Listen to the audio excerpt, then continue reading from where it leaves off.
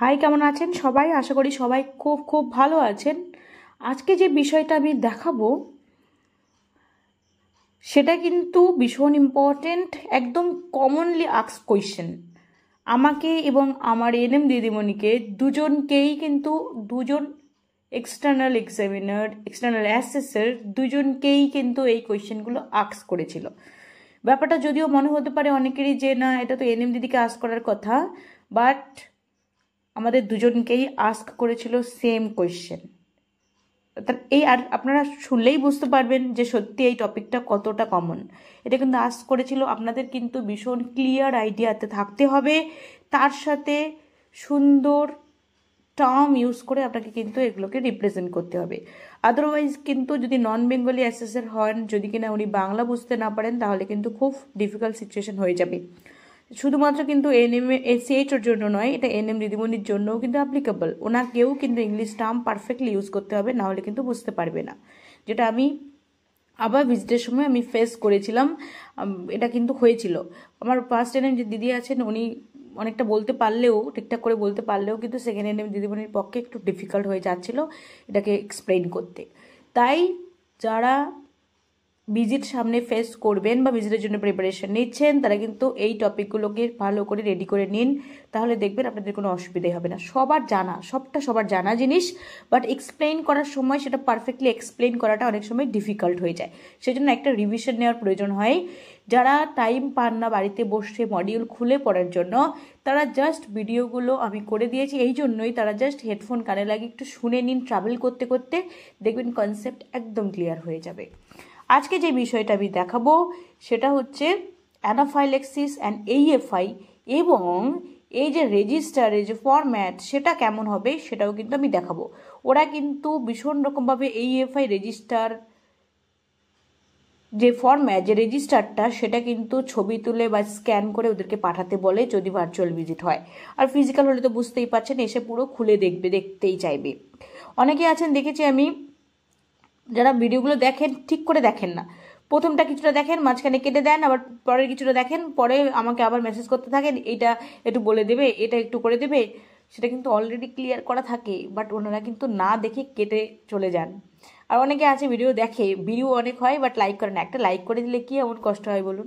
Like করে দিলে আমারও নিজেরও ভালো লাগে, যখন দেখি অনেকগুলো লাইক হয়েছে তাহলে নিজেরও ভিডিও করতে একটু ভালো লাগে। তাই একটু কষ্ট করে লাইকটা করে দেবেন, এক্সপেক্ট করব। দেখুন, অ্যানাফাইল্যাক্সিস অ্যান্ড এইএফআই, এটা কিন্তু ক্লিয়ারলি এখানে বলা আছে, আপনারা একটু ভালো করে শুনে নিন, দেখবেন কোনো কনফিউশন থাকবে না। বলেছে অ্যানাফাইল্যাক্সিস অ্যান্ড এইএফআই, এইএফআইটা কি? Adverse event following immunisation, not adverse effect, কিন্তু অ্যাডভার্স ইভেন্ট ফলোয়িং ইমিউনাইজেশন হচ্ছে এইএফআই। একটা টার্ম হচ্ছে এইএফআই আর একটা হচ্ছে অ্যানাফাইল্যাক্সিস। আর both terms related to field of immunisation and health care, দুটো টার্মই কিন্তু ফিল্ড অফ ইমিউনাইজেশন এবং হেলথ কেয়ারের সাথে কিন্তু related. Everyone knows that. This refer to different aspect of reaction, এরা যে রেফার করে কি different aspect of reaction that can occur after receiving the vaccination. যদিও দুজনের ক্ষেত্রে রিয়াকশনের অ্যাসপেক্ট সেটা ডিফারেন্ট, বাট দুটোই কিন্তু ভ্যাকসিন নেওয়ার পরে দেখা দেয়, দুটোই কিন্তু ভ্যাকসিন নেওয়ার পরে, after receiving vaccine, but different aspect of reaction দেখা যায়। দুটোর ক্ষেত্রে দুরকম টাইপসের রিয়াকশন দেখা দেয়। কি বলি আমরা প্রথমে? অ্যানাফাইল্যাক্সিস। কি বলছে? Anaphylaxis is a severe and potentially life threatening allergic reaction. ভালো করে বুঝতে হবে কিন্তু, এটা লাইফ থ্রেটেনিং অ্যালার্জিক রিয়াকশন, এটা কিন্তু মাথায় রাখতে হবে। এই টার্ম ইউজ করতে হবে, এই টার্ম ইউজ করতে হবে। Potentially life threatening and allergic reaction. Potentially কেন বলেছে? কেননা লাইফ থ্রেটেনিং হওয়ার পসিবিলিটি থাকে, লাইফ থ্রেটেনিং হতে পারে, এমন নয় যে লাইফ থ্রেটেনিংই হবে। তাই potentially life threatening allergic reaction, severe and potentially life threatening allergic reaction that can occur shortly after exposure to an allergen including certain components of vaccines। তার মানে কোনো অ্যালার্জেনের যদি এক্সপোজার হয় shortly after exposure of an allergic reaction, allergen কোনো অ্যালার্জেনের exposure হলে কিন্তু immediately এই রিয়াকশনটা হয়। সেই অ্যালার্জেনের মধ্যে কি হতে পারে, কোনো ভ্যাকসিনের কম্পোনেন্টও তার জন্য অ্যালার্জিক হতে পারে। তার মানে ভ্যাকসিনের কোনো কম্পোনেন্ট থেকেও কিন্তু এই অ্যালার্জিক রিয়াকশন হতে পারে শর্টলি আফটার এক্সপোজার। ওই অ্যালার্জেন অথবা ওই ভ্যাকসিনের কম্পোনেন্টের এক্সপোজার হওয়ার সাথে সাথে কিন্তু এই রিয়াকশনটা দেখা দেয়। সেটা কি সিভিয়ার এবং potentially life threatening allergic reaction. আবার কি বলেছে, অ্যানাফাইল্যাক্সিস ইনভলভস র্যাপিড, ওখানে shortly and rapid and severe immune response that can affect multiple body system. এটা হচ্ছে র্যাপিড মানে খুব fast, and severe immune response মানে immune response that can affect multiple body system leading to symptoms. Multiple body সিস্টেমকে কিন্তু এটা effect করতে পারে। এবং লিডিং টু সিমটমস, এটা কি কি symptoms, difficulty breathing, swelling of face and throat, a sudden drop in blood pressure and hives. তারপর ডিফিকাল্টি ব্রিদিং, সোয়েলিং ফেস এবং থ্রোটে swelling, sudden drop of blood pressure and hives, এইগুলো কিন্তু সমস্ত কিছু এই সিমটমগুলো দেখা দিতে পারে, বা কোনো নির্দিষ্ট সিমটমও দেখা দিতে পারে, সব না হয়ে এটাও হতে পারে। Anaphylaxis require immediate medical attention as it can lead to shock and even death if not treated promptly with medications like epinephrine or adrenaline.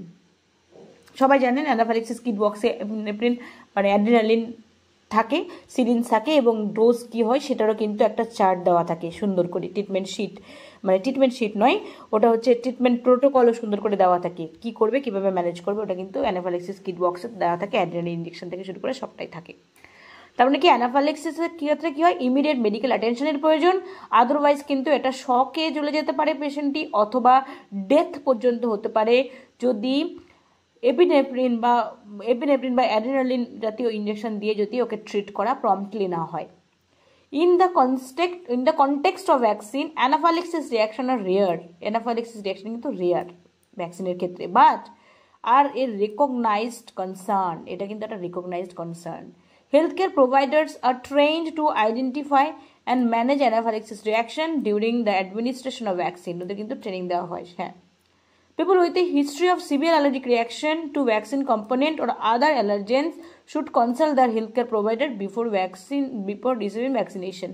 যদি কোনো পার্সন জানেন যে তার ভ্যাকসিনে অ্যালার্জিক রিয়াকশন কখনো হয়েছিল, সিভিয়ার অ্যালার্জিক রিয়াকশনের কোনো হিস্ট্রি আছে, অথবা যদি কোনো অ্যালার্জেনের দ্বারা কোনো রিয়াকশন হয়েছে, এরকম কোনো সিমটম যদি এরকম কোনো হিস্ট্রি যদি তার থাকে, তাহলে ডেফিনেটলি ভ্যাকসিন নেওয়ার আগে তিনি হেলথ কেয়ার প্রোভাইডারের সাথে কনসাল্ট করে নেবেন।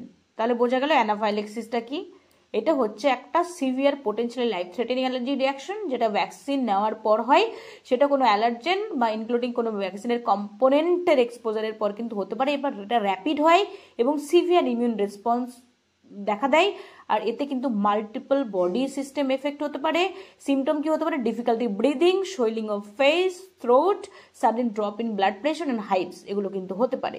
এই ক্ষেত্রে যদি প্রম্পটলি কোনো মেডিকেশন লাইক এপিনেফ্রিন অথবা অ্যাড্রিনালিন দিয়ে ট্রিট না করা হয়, তাহলে কিন্তু শকে চলে যেতে পারে, এমনকি পেশেন্টের ডেথ পর্যন্ত হতে পারে।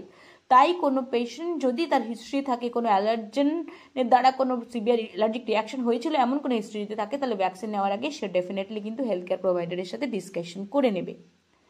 এবার হচ্ছে AFI, adverse event following immunisation. Adverse events following immunisation, not adverse effect, এটা কিন্তু মাথায় রাখতে হবে।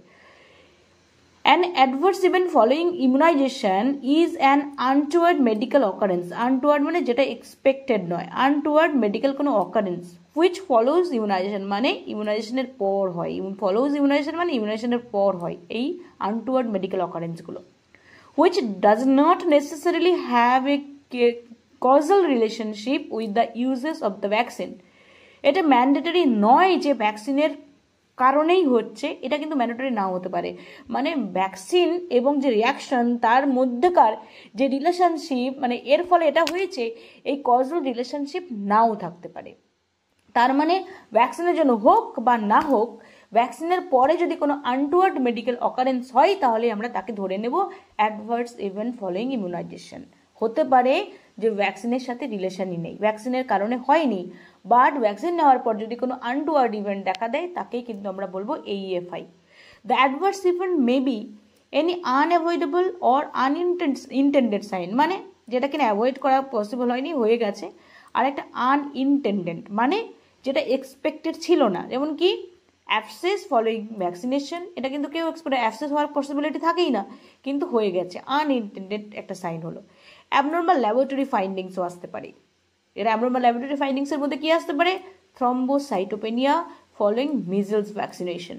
মিজলস ভ্যাকসিনেশন নেওয়ার পরে কিন্তু অনেকের ক্ষেত্রে থ্রম্বোসাইটোপেনিয়া হয়। থ্রম্বোসাইটোপেনিয়া কি মানে সবাই জানেন, থ্রম্বোসাইটোপেনিয়া কাকে বলে? যখন কিনা প্লেটলেট কাউন্টটা ব্লাডে কমে যায়। কি কমে যায়? প্লেটলেট কাউন্টটা কমে যায়। প্লেটলেট কাউন্ট যদি ব্লাডে কমে যায় তাকে বলে thrombocytopenia. Platelet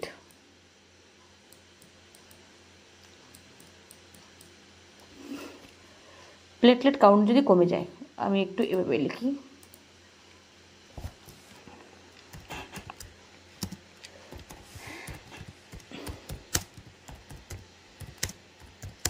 low platelet count in blood, এটাকে বলা হয় কিন্তু থ্রম্বোসাইটোপেনিয়া। এই থ্রম্বোসাইটোপেনিয়াটা কি? Low platelet count in blood.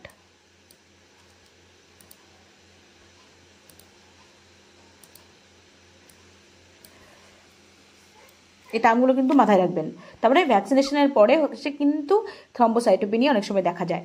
Blood test করলে ল্যাবরেটরি ফাইন্ডিংয়ে দেখা যায় থ্রম্বোসাইটোপেনিয়া, মানে প্লেটলেট কাউন্টটা কমে গেছে। আর কি আরেকটা হতে পারে কি, অন্য আদার কোনো ডিজিজ কন্ডিশন হতে পারে, যেমন disseminated BCG infection following BCG vaccination, মানে ডিসেমিনেটেড বিসিজি ইনফেকশন, এটাও কিন্তু হতে পারে। এই ডিসেমিনেটেড বিসিজি ইনফেকশনটা কি? এই ডিসেমিনেটেড বিসিজি ইনফেকশন কিন্তু একটা লাইফ থ্রেটেনিং কমপ্লিকেশন। এটা কিন্তু একটা লাইফ থ্রেটেনিং কমপ্লিকেশন। ওখানে প্লেটলেট কাউন্ট কমলো, বাট এইটা হচ্ছে কিন্তু একটা লাইফ থ্রেটেনিং কমপ্লিকেশন।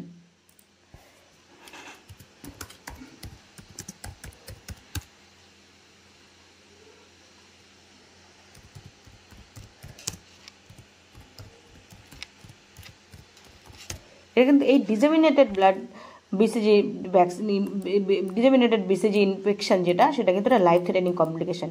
এই লাইফ থ্রেটেনিং কমপ্লিকেশনটা কিন্তু এর যে কমপ্লিকেশন, এর কিন্তু সিমটমগুলো কী কী হয়? এই সিমটমগুলো কিন্তু অনেকটা হয় টিউবারকুলোসিস ইনফেকশনের মতো সিমটম, মানে night sweat, persistent cough, weight loss, এই সিমটমগুলো কিন্তু দেখা দেয় এই ডিসেমিনেটেড বিসিজি ইনফেকশন এর পরে কিন্তু।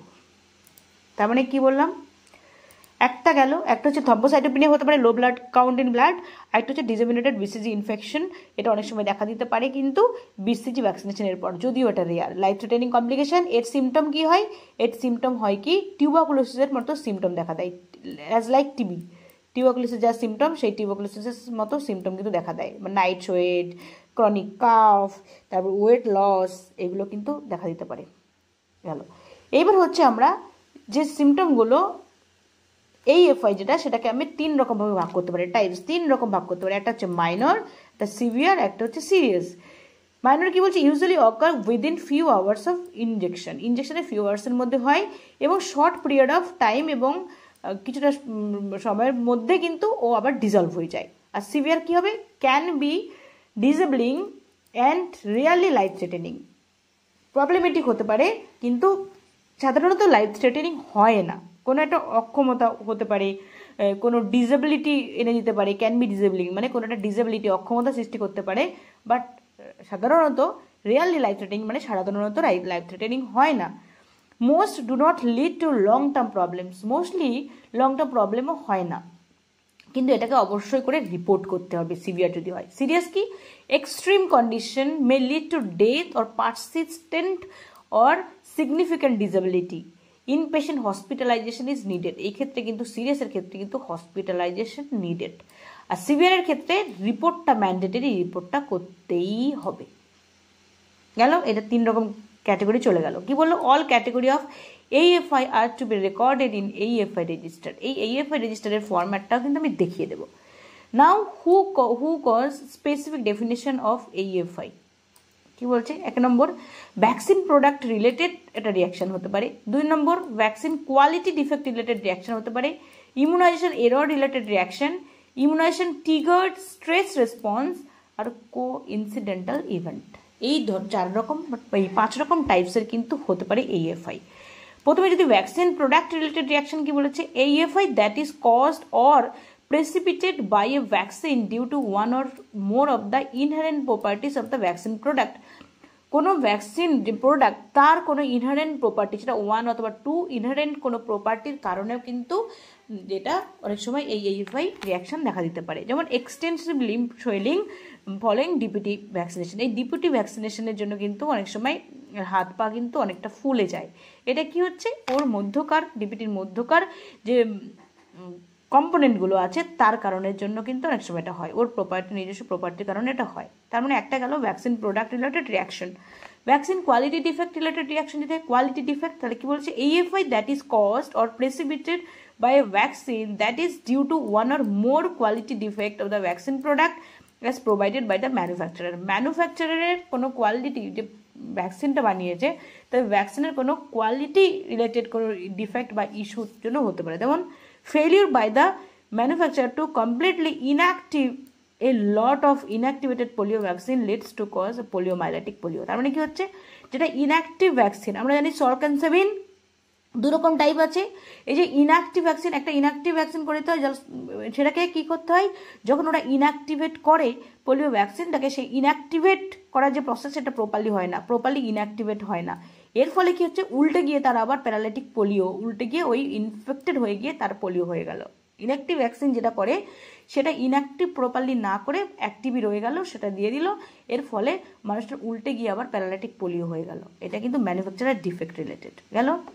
নাও এবার হচ্ছে vaccination error related reaction. AFI is caused by inappropriate vaccine handling, prescribing or administration error অথবা প্রেসক্রিপশন রিলেটেড এরর, ডোজ বেশি ডোজ কম এরকম কিছু একটা, ডোজ বেশির ক্ষেত্রে মোস্টলি।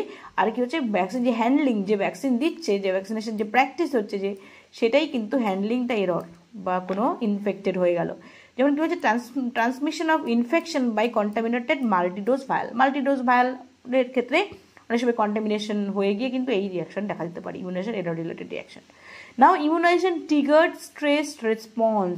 ইমিউনাইজেশন ট্রিগার্ড, ইমিউনাইজেশনের ফলস্বরূপ স্ট্রেস রেসপন্স। এটা স্ট্রেস কি হলো, AFI arising from anxiety about the immunization. এই যে ইমিউনাইজেশন ব্যাপারটা, ভ্যাকসিন আমাকে দেবে, ফোটাবে, এই যে অ্যাংজাইটি এখান থেকেও কিন্তু হয়। কি হয়, এখানেই বলেছে vasovagal syncope in adolescence following vaccination.